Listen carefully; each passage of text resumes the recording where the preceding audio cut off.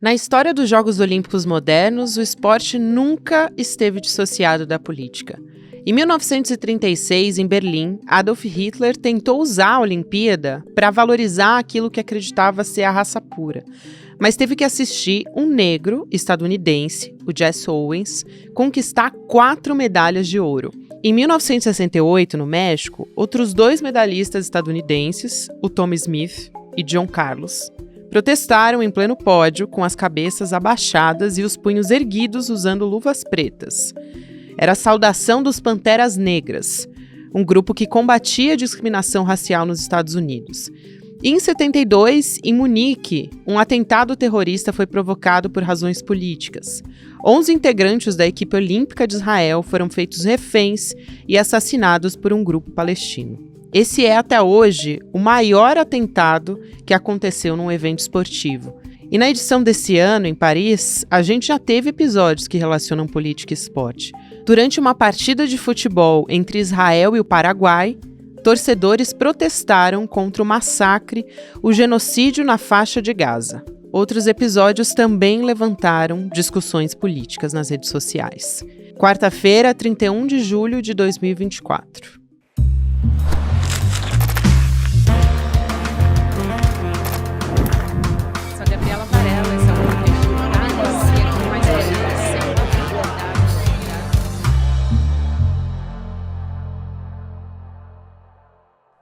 Olá, seja muito bem-vindo, seja muito bem-vinda. Eu sou a Gabriela Varela e esse é o Videocast em Detalhes. Estou de volta depois de alguns dias de férias e voltei já para falar sobre Olimpíadas, mas com uma pegada mais política. Para conversar comigo, ninguém melhor do que ele, que vocês já conhecem, o Juca Kfouri, aqui, nosso querido colunista do ICL Notícias. Juca, obrigada por aceitar nosso convite, seja muito bem-vindo. Um prazer falar com você, Gabi.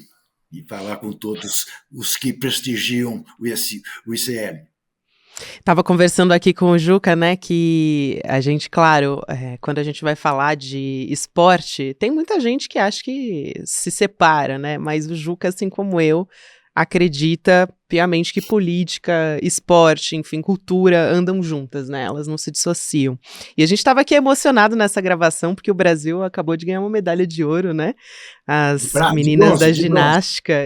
Desculpa, nossa, olha, eu já tô aqui, eu tô tão emocionada que eu já dei uma. É porque pra mim, no meu coração, é uma medalha de ouro, porque a Rebeca Andrade, ela arrebentou, entendeu? Então, no meu coração, foi uma medalha de ouro.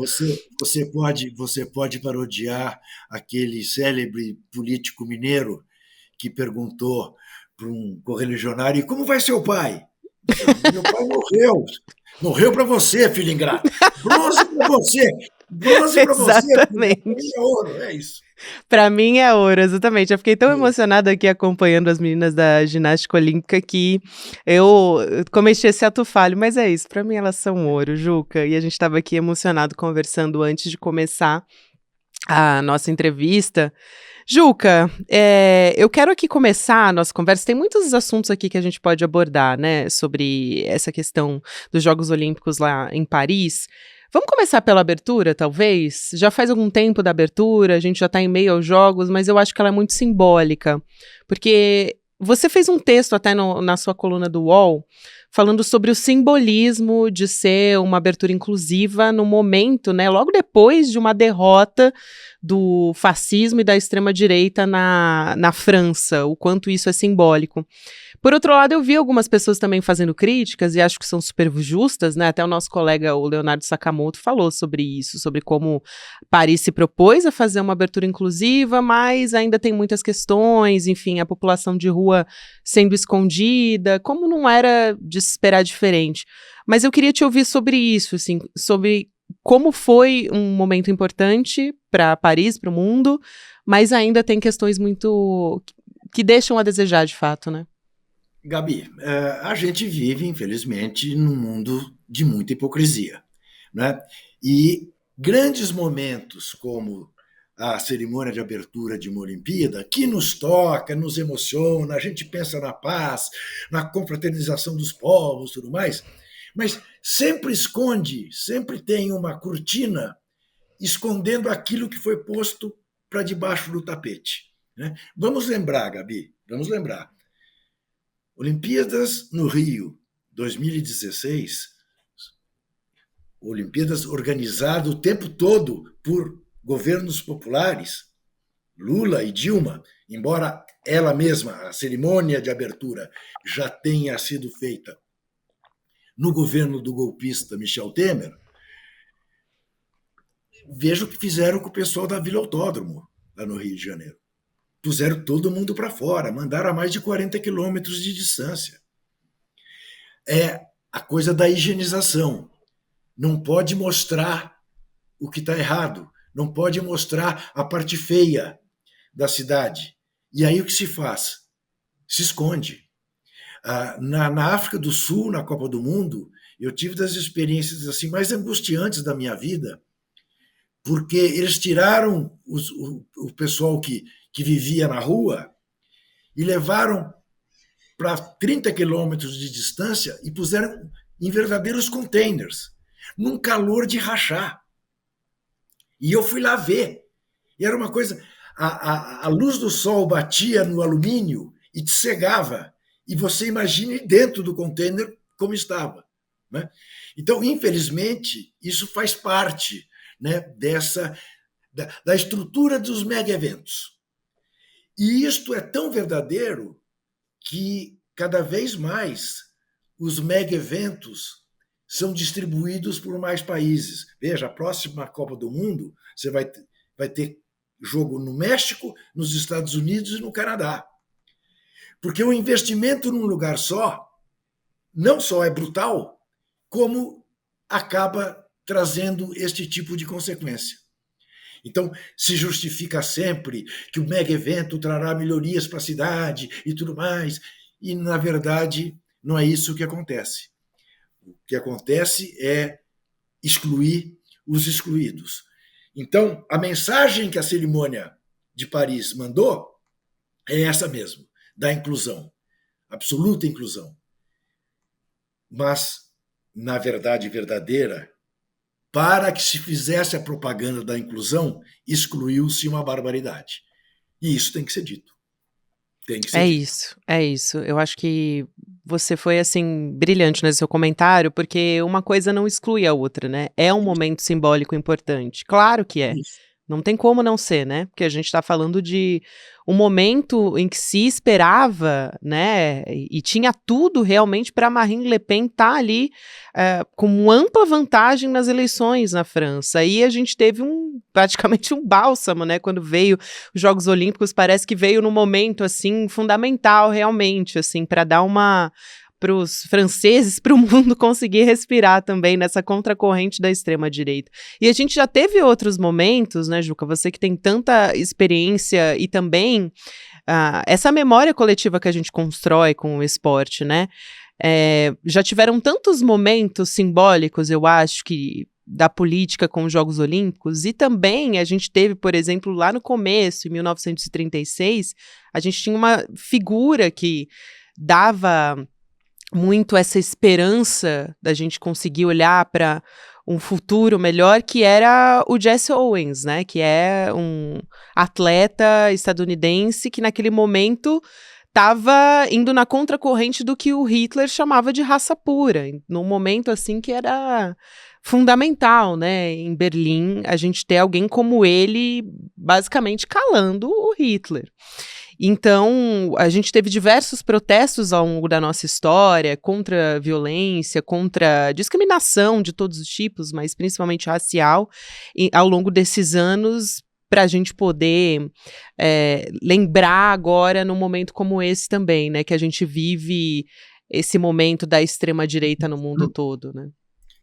Na verdade, até você sabe, durante muito tempo, sequer as mulheres podiam participar das Olimpíadas. Pois é. Né?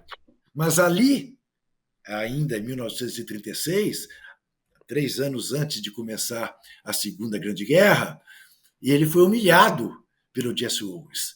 Né? Porque nada menos puro na cabeça dele do que um negro. Né? Um negro americano, nem sequer europeu era. Né? Uhum. Então, é muito importante você lembrar. E aí tem a tal história, né, Gabi?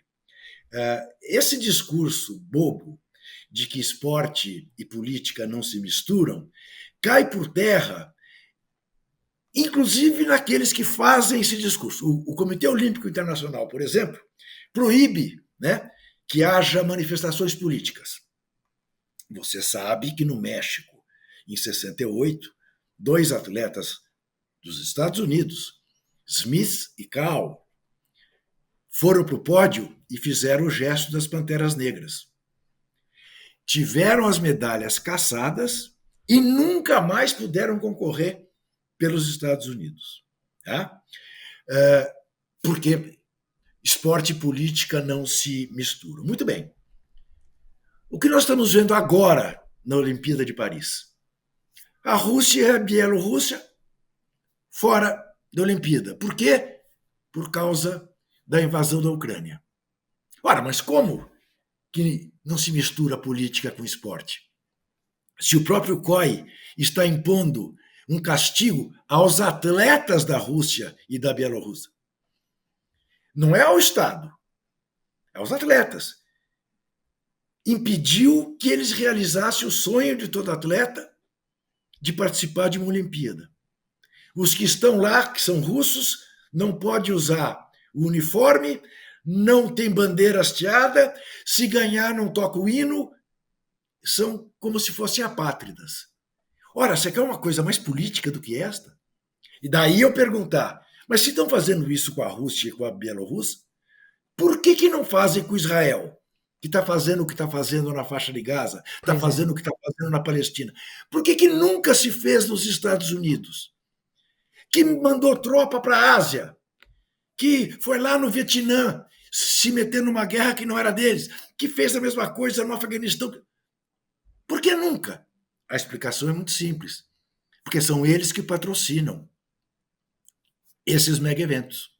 É deles que vem o dinheiro. Então não me venha com hipocrisia. Deixa a Rússia participar, a Bielorrússia. Porque quem te disse que os atletas russos apoiam a política do Putin? Entendeu? Quer dizer, então é muito fácil você desmascarar esse argumento hipócrita. A Olimpíada é um momento de paz, apartidário, suprapolítico. Isso não existe. A maneira como a gente toma café da manhã é político. Eu sempre dou esse exemplo. Como é que você toma o seu café da manhã? É você mesmo que prepara? Você tem uma empregada que te prepara? Você tem um mordomo que vem com uma baixela de prata e serve o pão, o café, o leite, o mel, a geleia? Até isso, até aí, no começo do seu dia já é político. Então não quer fazer a mistura, né? Isso é uma bobagem sem tamanho e é a maneira pela qual se faz mais política e, o que é pior, a má política. Porque com esse argumento, por exemplo, que era o argumento da FIFA também, do senhor João Avelange, ele dizia que não se metia em política, promoveu Copas do Mundo em países sob ditadura, como foi na Argentina em 78.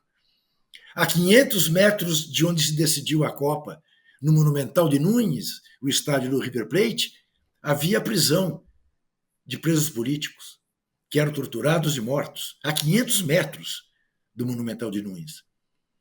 Tem, inclusive, eu gosto sempre de contar esse episódio, tem um documentário belíssimo chamado Futebol nos Tempos do Condor, que é referência àquela Operação Condor, né, todas as ditaduras brasileira, Uruguai, Argentina, que trocavam presos e perseguiam opositores, um depoimento de uma advogada que estava presa na prisão da Marinha em Buenos Aires. Essa prisão ao lado do estádio.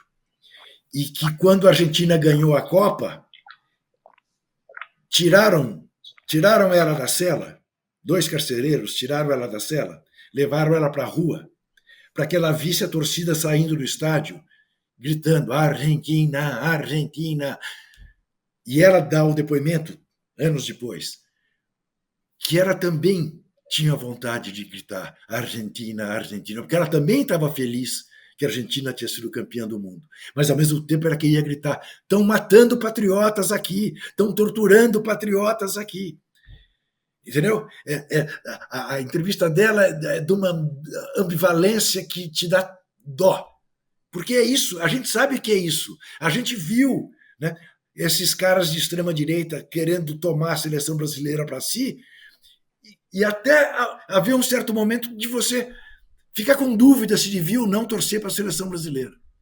Né? Coisa que a mim não pega. Né? Durante a ditadura brasileira, de general Garrastazu Médici, na Copa de 70, torci pelo Brasil, porque eu não confundo o Brasil com o fascista. A Copa do Mundo era do Pelé, do Tostão, do Rivellino, não era do Médici. O Médici entrou para a história como o período mais terrível da nossa ditadura. Entrou para a história como um torturador. Quem entrou para a história como tricampeão do mundo de futebol foram esses que eu citei.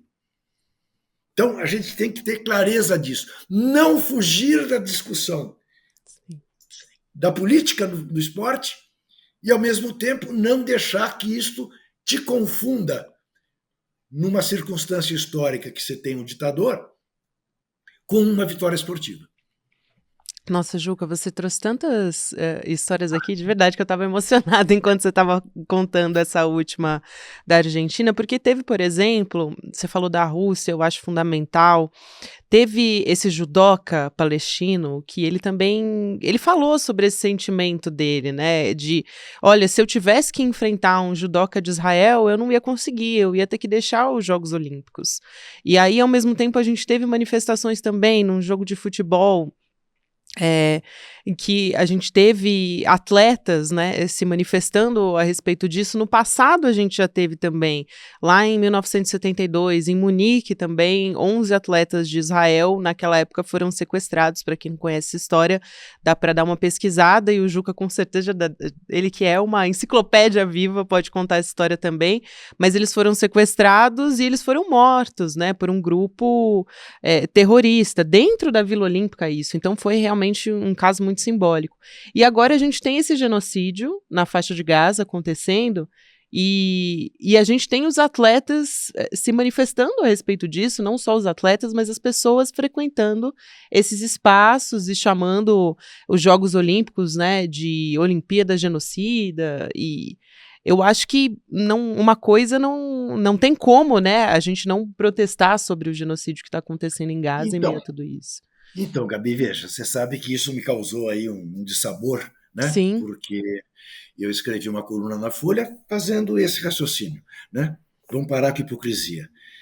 Se a Olimpíada não se mete em política, deixa a Rússia e a Bielorrússia participar. Se mete em política, não deixa nem a Rússia, nem a Bielorrússia, nem a Israel, nem os Estados Unidos, nem nenhum país que esteja envolvido em guerras, né? Como os Estados Unidos, né, Juca? Que nunca foi banido, por exemplo. Exato. Então, agora veja. Atitude do judoca da Palestina. É claro que ele gostaria de lutar contra um judoca de Israel, e se houvesse essa luta, o que a mídia diria? A personificação da paz. Veja como o esporte é capaz de passar por cima de diferenças. Ia ser uma coisa doce, cor-de-rosa. O que faria, como fez, né, um atleta que se recusou a dar a mão para o seu oponente de Israel? Tomar a atitude que vira notícia e chama atenção para o que está acontecendo na terra dele. Então, e isso é que a Federação Israelita de São Paulo não percebe, é que o Netanyahu é o maior inimigo que existe em Israel hoje. Sim. Porque quase o mundo inteiro ficou contra Israel. E não é porque Israel reagiu a um ataque terrorista bárbaro feito pelo Hamas, que ninguém com mínimo de bom senso pode justificar ou passar o pano, mas por causa da reação desproporcional e pelo morticínio que as forças do exército de Israel impõem na Palestina. E aí, se você entrar no campo das comparações, eu te diria, os russos pelo menos estão brigando contra o exército da Ucrânia. É briga de exército, de forças armadas. É desproporcional? É desproporcional. Mas então, há uma luta entre exércitos. No caso da faixa de Gaza, não. É a população civil que está morrendo sob o pretexto de pegar terrorista. Não perceber isso, sendo que dentro do próprio país, dentro de Israel, o Netanyahu encontra uma baita oposição e é evidente que ele mantém essa guerra, porque na hora que essa guerra acabar, ele vai ser julgado, vai ser posto para fora e vai ter que responder por crimes de guerra, em vez dos habitantes de Israel, dos judeus, engrossarem o coro dos que querem ver o Netanyahu pelas costas, não.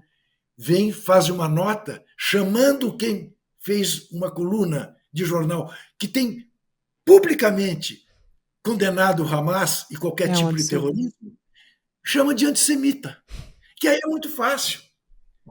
Você não queira saber o número de pessoas que têm me procurado dizendo, Juca, você tem que processar o presidente da Federação Israelita. Porque ele está te chamando de racista. Né? Eu tenho uma vida inteira. Né? E Gabi, é ridículo. Né? Outro dia comentava isso no jornal do ICL. Né? Eu detesto quando alguém diz, não sou racista, eu tenho até um amigo preto. Não, eu não tenho nada contra os judeus, eu tenho os judeus. Gabi, eu tenho um filho judeu, um filho de mãe judia, que fez bar mitzvah aqui na CIP. E eu fui ver a cerimônia, evidentemente. O Rabino Henri Sobel me fez subir e segurar a Torá, quebrando os protocolos. E aí vem alguém e me chama de antissemita, porque não tem argumento para justificar o terror que o governo de Israel está impondo na Palestina. Né? E aí, então, o que fez o atleta? Chamou a atenção. Se pintar aqui de lutar com alguém de Israel, eu não vou lutar. Chamou a atenção, virou notícia. Né? E são inúmeras as manifestações em Paris, vaiaram a delegação de Israel, cartazes nos postes de Paris chamando Israel de Estado genocida, né? Por causa desse maluco, desse terrorista chamado Netanyahu. E aí lembremos que é um dos pecados, não da Federação Israelita de São Paulo, mas da Federação Israelita do Rio de Janeiro, que recebeu o senhor Bolsonaro, né, aplaudiu o senhor Bolsonaro e bateu mais palma ainda quando ele disse que os quilombolas pesavam não sei quantas arrobas. Pense nisso. Pense nisso. Então, é absolutamente necessário a gente separar o joio do trigo. E não é separar a política do esporte, porque essas estão permanentemente juntos. Mas é ter um mínimo de bom senso e entender do que as pessoas estão falando. É isto. É exatamente isso. Teve um outro caso que acabou nas redes sociais viralizando, que foi o caso da Raíssa, né, da Raíssa Leal, que é, assim, que é a fadinha que todo mundo conhece, né, da fadinha do skate, e ela mobiliza multidões, assim, enfim. E aí ela fez a Raíssa é de uma família cristã, né, ela mandou um recado em Libras, que queria dizer ali alguma coisa no sentido de Jesus é o caminho, né, a verdade e tal. E aí, automaticamente, as pessoas foram se manifestar nas redes sociais. A primeira coisa é que a crítica foi no sentido de que ela não poderia fazer uma manifestação religiosa, que é uma questão aí que dá para se discutir. E a outra é que automaticamente começaram a ligar a Raíssa à extrema-direita, e políticos da extrema-direita também se aproveitaram disso e compartilharam até mentiras nas redes sociais, né? Frases que ela não disse. E aí eu queria trazer essa história justamente porque, primeiro, como essa questão, eu acho que ficou muito claro, né, como aqui no Brasil, não só no Brasil, mas aqui a gente tá com essa polarização muito aflorada, né, inclusive um gesto simbólico da Raíssa gerou tudo isso. E também, ao mesmo tempo, como as fake news também, elas estão sendo utilizadas nesse momento, como em todos os outros, né? A gente está vendo eleições chegando aí e tem uma preocupação muito grande em relação a isso. Então, automaticamente, a gente já vê mentiras sendo espalhadas sobre ela, sobre frases que ela não disse, ou sobre o que ela acredita, ou o que ela não acredita, enfim. É bastante complexo, né? A gente está falando de uma discussão que é muito complexa, Juca. Sem dúvida. E essa questão, né, da religião, nós vivemos num Estado laico, cada um tem o direito, obviamente, de ter a religião que tiver, professar a religião que quiser professar. Cada um tem o direito de ser ateu, não acreditar que exista Deus, né? Cada um pode até discutir se Jesus existiu ou não. Tudo bem. Eu sempre brinco, Gabi, o jogador de futebol faz o gol, olha para o céu e agradece a Deus, porque Deus lhe permitiu fazer um gol. E eu penso, e o goleiro que tomou o gol, não tem Deus para ele? Foi Deus que foi o culpado de tomar o gol? Então, eu prefiro não misturar a religião, porque eu acho que a religião você professa nos locais adequados para você professar a sua religião. Agora, pior do que, eventualmente, um uso demagógico da religião, e nós estamos cansados de ver no Brasil, né, os neopentecostais, os bispos, né, ficarem milionários e serem rigorosamente religiosos só da boca para fora, não estão nem um pouco preocupados a não ser com as próprias fortunas. Quando alguém se manifesta como ela se manifestou, dizer, tudo bem, passou, legal, você acha? O caminho é Jesus, você acha? Bonito, princesa, legal, acabou. Agora, alguém vem e tenta se apropriar disso. Dizer, ela está fazendo o nosso discurso. Não, ela não está fazendo o seu discurso, senhor Eduardo Bolsonaro. O seu discurso é o do ódio. O seu discurso é o discurso que dividiu esse país. Esse é o seu discurso. Seu discurso é o discurso das rachadinhas, é o das joias do seu papai, né? Este é o discurso. Esta mesma gente que arrota honestidade e que a gente sabe o que fez no verão passado e fará no verão do futuro, se nós permitirmos, né?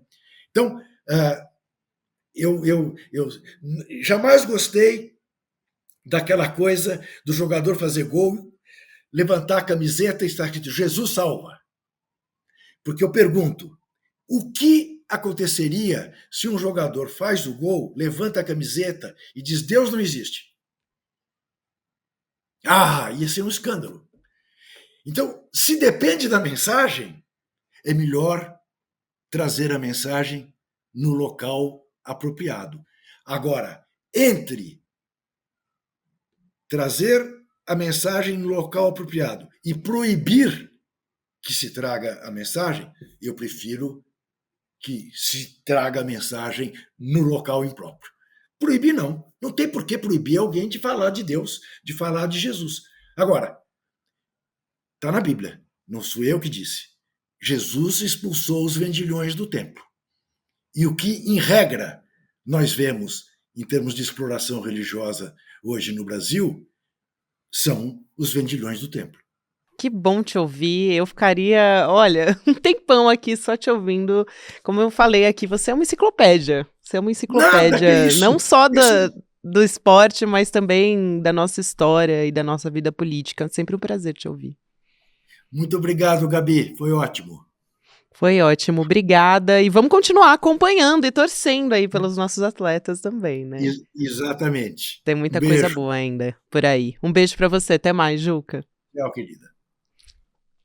Aqui quero lembrar você, nessa semana que eu tô voltando, a gente teve nessa semana um evento importante, né, que foi o Hackeando o Sistema, a aula mais subversiva do Eduardo Moreira sobre negócios, foi no último domingo, foi um sucesso e milhares de pessoas aqui de todo o país se reuniram para mostrar que é possível empreender hackeando o sistema, né, abrindo mão de alguns valores, pensando como construir um negócio de uma maneira que seja com base na coletividade, né, e não em fórmulas mágicas de coach e tudo mais, que é o que a gente costuma ver por aí. Então, a gente decidiu organizar um replay que vai acontecer hoje, para quem está assistindo. Então, nessa quarta-feira, ainda dá tempo de conseguir essa vaga. Então, você acesse em detalhesicl.com.br para poder assistir.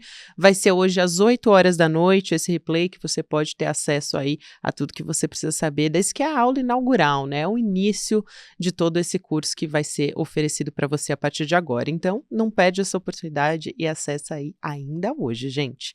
Obrigada a você que me acompanhou até aqui. Agora sim, tô de volta, firme e forte. O próximo episódio vai ao ar sempre às 10h30 da manhã, aqui ao vivo no YouTube, mas também a gente está disponível em todas as plataformas de áudio. Agora você fica com o Mercado Investimentos, para você que está no YouTube, depois Enrolei CL, 6 horas da noite, e CL Notícias, segunda edição.